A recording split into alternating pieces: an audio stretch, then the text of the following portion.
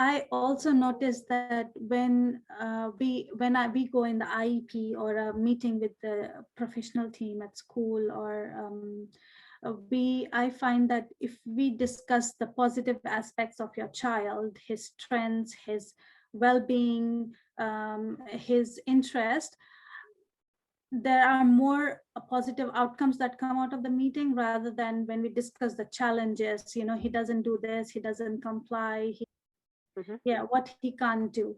So after the meeting, I feel that when we discuss the positive aspects, we are onto something, we are on the path of achieving a goal. Whereas the other way, we feel we are just stopped, we don't know where to go.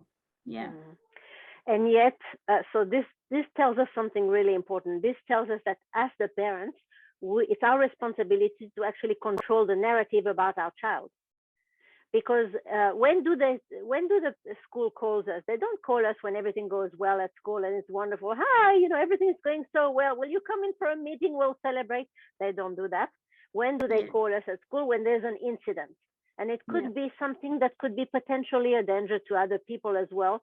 But not, but then our responsibility is to stop the narrative that they're pushing, with saying, this is, like with words with compliance, all these negative words.